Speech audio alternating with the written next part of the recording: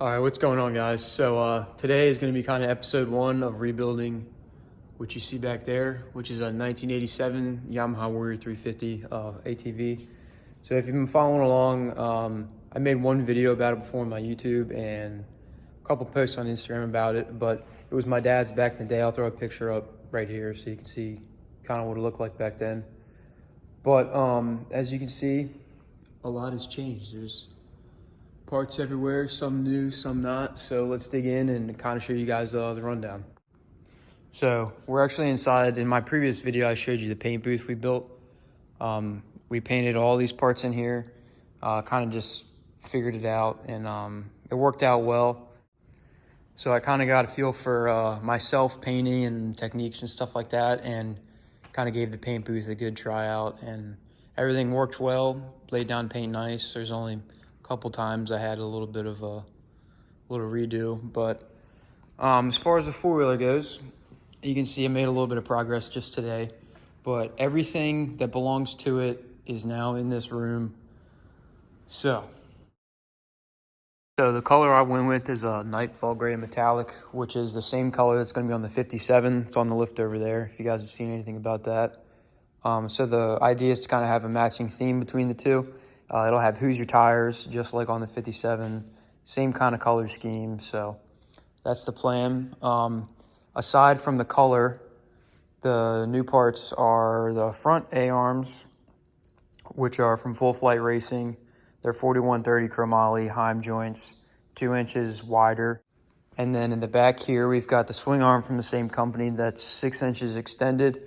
And they give you this, or I got this adjustable axle, which is going to be 3 inches wider than factory. So it'll be a little bit longer, a little bit wider, probably end up with a little bit of a lower stance. I still have to get shocks, wheels, and tires. But like I said, I'm getting the Who's Your Tires, which I'll throw up on the screen right now so you can kind of get a feel for the look of it.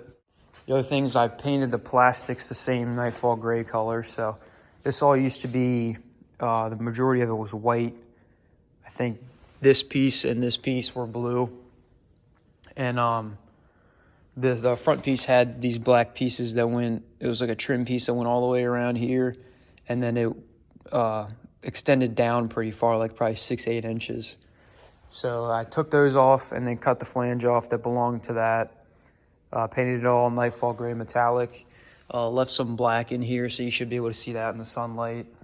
Rewrapped the seat black instead of blue. So one thing I did want to talk about for a second here is these two products right here from Dowco. Dowco is where I got all my paint from. Good company, look them up. You can get stuff, at your doorstep in 2 days. They're located in Virginia, so if anybody's local to there, it's 2 days for me. I'm on the Eastern Shore of Maryland. So anyways, these two products, this one is a Top Dog adhesion promoter. So when I was going to paint the plastics, one of the issues I was having was just kind of the process, or trying to figure out the process of making it adhere properly and flex with it. So this adhesion promoter product, you spray it on, like it can kind of take place of sanding. I sanded down the plastics. So I sanded them down to 220 before I did it. You do 2 light coats of this, and it just does what it's called. It's an adhesion promoter, so it just promotes adhesion. Where it really shines is in between coats. You don't have to, I shouldn't say you don't have to, it's still a good idea to sand, but kind of where I rely on it was in like all the little nooks and crannies you can't sand, if it's very hard to sand. You kind of don't have to worry about that because you do 2 coats of adhesion promoter, 2 light tack coats before you start, and that should take care of anything that you didn't get to hit with sandpaper, so it won't peel up. They advertise it like you can put it in door jambs and like on top of paint. You don't have to sand it at all. So if you guys are doing any kind of projects that require anything like that, definitely look into this stuff. The other thing is this flex additive, which was one of the major concerns of painting plastics. So if you're doing like bumpers or anything like that, it's 2 ounces of this stuff per 32 ounces.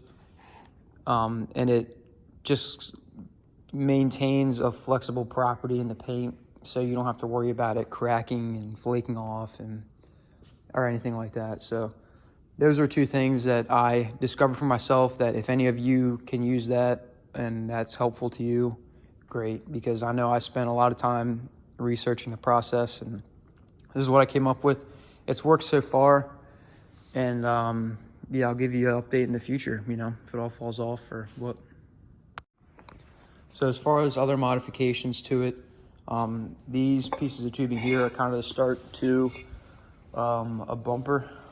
So that's going to be kind of like the top piece right there, instead of this old banged up piece of metal right here that's come in contact with a few trees.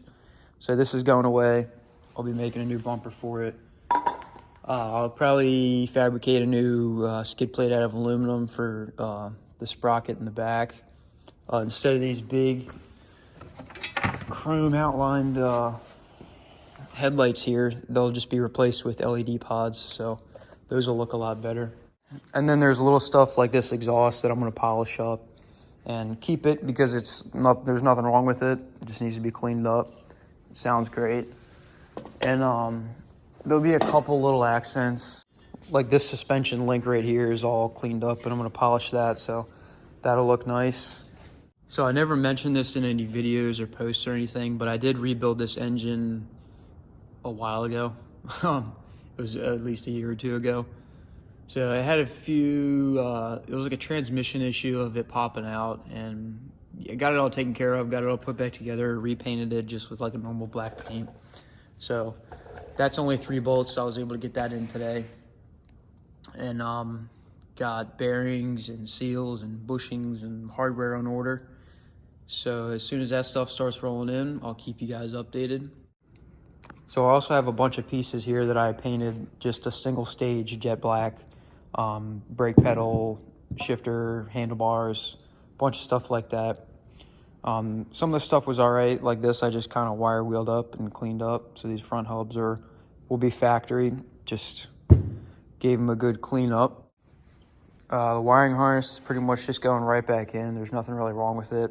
Same thing, just clean it up. I'll probably re-wrap it with some whatever covering or hockey tape or something like that to make it look nice. There's nothing wrong with the brakes, so they're going back on, just cleaned up. And I got some new, over here, some stainless steel brake lines that came with the A-arms, because they're 2 inches wider, so the lines have to be longer.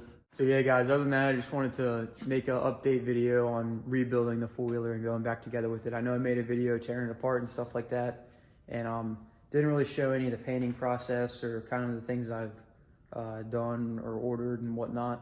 So this is kind of episode 1, I guess you could say, of putting the thing back together. And as more stuff comes in and I start getting more progress on it, I'll keep you guys updated. And till then, thanks for watching. Stay tuned for the next one. If you could, like, subscribe, and comment, really helps, you know, all you guys know the algorithm and whatnot. But I'm going to start trying to keep everybody updated on what I'm doing more. I'll get a lot of questions, get a lot of people asking. I'm honestly just really bad at it. I'm great at doing some of this stuff, really bad at making videos about it. So I'm going to try to make a conscious effort to, number 1, record more, and just, you know, talk more, keep you guys updated more, so you guys can know what's going on. And yeah, so thank you guys for watching. See you in the next one.